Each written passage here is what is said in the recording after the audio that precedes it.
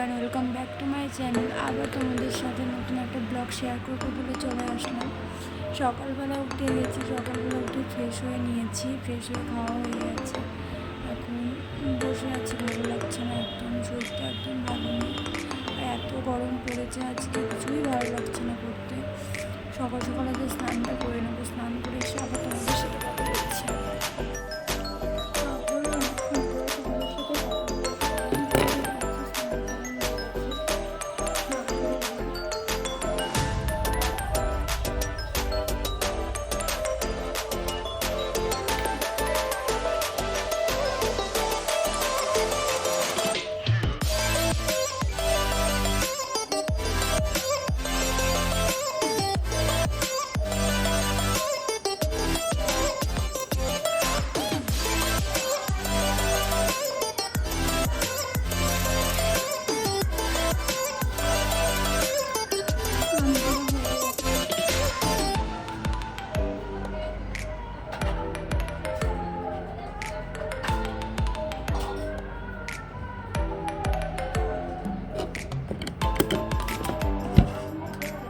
যাই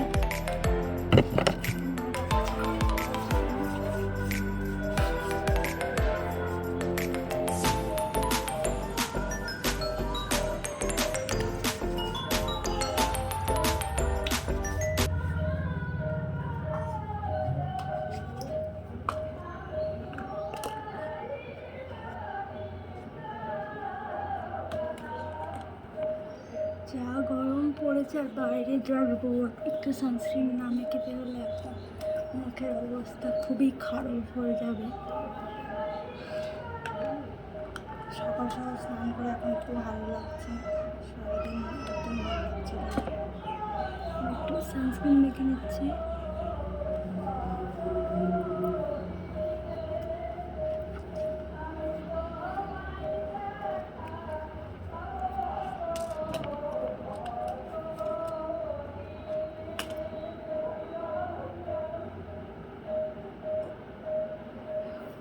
আর টিপ পরাও হয়ে গেছে।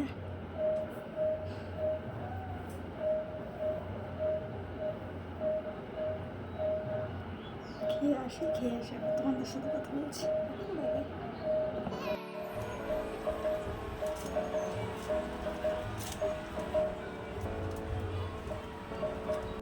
পেলে খেতে বসেছিলাম, খাওয়া হয়ে গেছে। এখন দেখতে পেলে মা যে রান্না করেছিল পটল আলু দিয়ে তরকারি, মাছের ঝোল, কুমড়ো দিয়ে বড়া আর আমের চাটনি, খাওয়া দাওয়া হয়ে গেছে।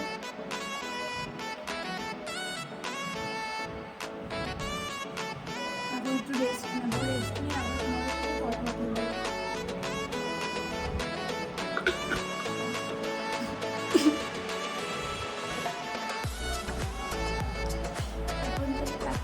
আবার তোমাদের সাথে পরে কথা বলবো।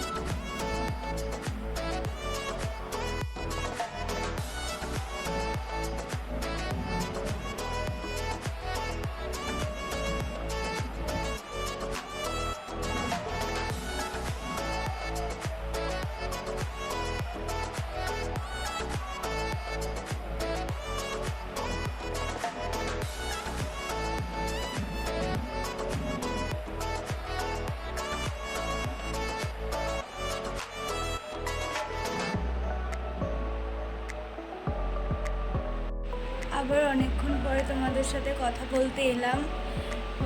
দেখতেই পেলে আমি একটু কলকা নিয়ে বসেছিলাম। চলো একটা ছোট্ট একটা কলকা করেছি, চলো তোমাদেরকে দেখাই। এই দেখো, ছোট্ট একটা কলকা করেছি, কেমন হচ্ছে জানিও।